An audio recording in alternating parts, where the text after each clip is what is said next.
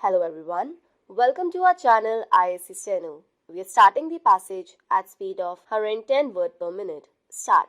Under the circumstances, it is only natural, sir, that we should have some measure by which the university education can be coordinated into something which will cater for national unity and for national recovery in the sphere of education.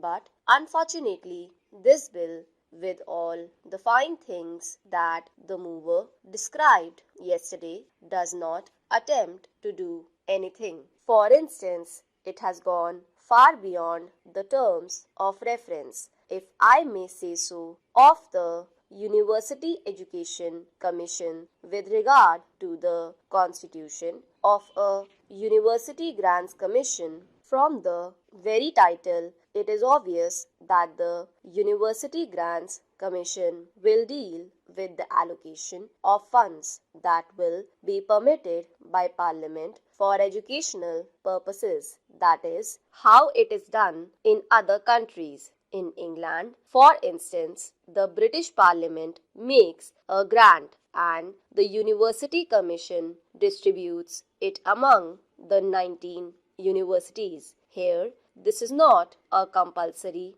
measure. This is not an obligatory measure. Now, this is not the way to reorganize education even at the university level. Sir, I quite agree that universities should maintain their autonomy and they should be independent bodies, and their purpose in our society is that of, say, the Supreme Court or the independent judiciary in the sphere of individual rights. They stand for academic freedom. All these things are essential for a university organization, and all these things can be done by better coordination and better control by the central government. But the question is, does this bill, as it has been presented to us now, make any attempt for, or does it even make provision for attempting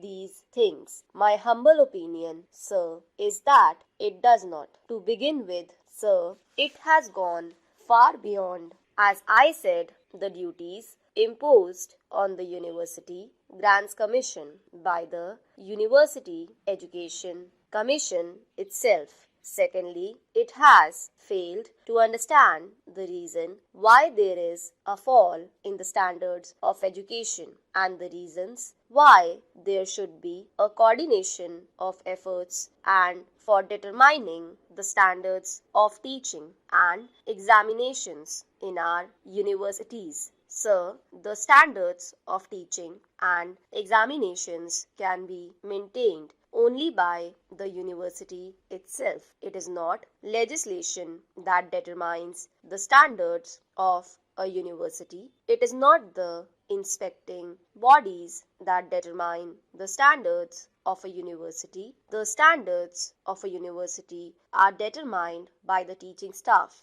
by the university authorities, by the academic bodies, and by the morale of students, which also depends upon these factors. Now, there is nothing in this bill, nor is this the kind of a bill which is needed to ensure these things. Already in this country, we have other educational bodies. We have from time to time our Vice Chancellor conferences. We have the Inter-University Board, and we have the Central Advisory Board of Education. All these bodies deal with the problems arising in universities, the problems arising out of this amorphous growth without any rule or without any order or without any plan or without any design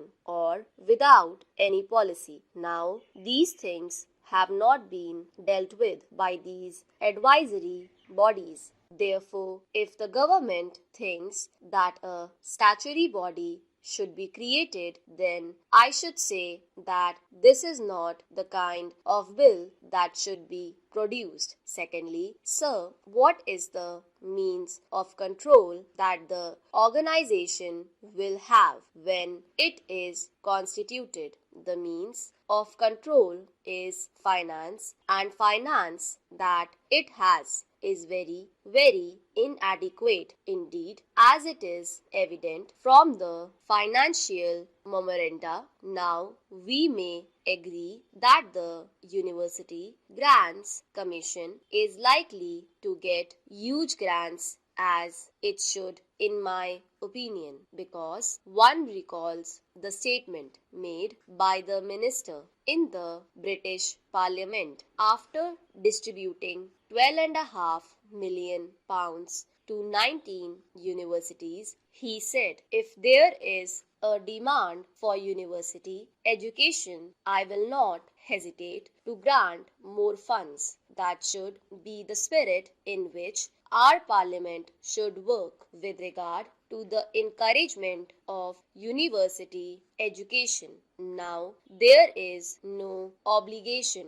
on the government to supply funds, nor is there any on the universities to apply for funds. Mr. Chairman, sir, the speakers who have preceded me have given a very grim picture of the economic situation, employment situation, and a very depressive situation of the country. I am glad to know that Shri Vasant Sati was speaking in 1979 in favor of this sort of a bill, and I am very glad that he has again contributed to the debate in a very constructive manner. Well, we have figures galore, statistics galore, but figures and statistics would not solve our own problem. Every year, the figure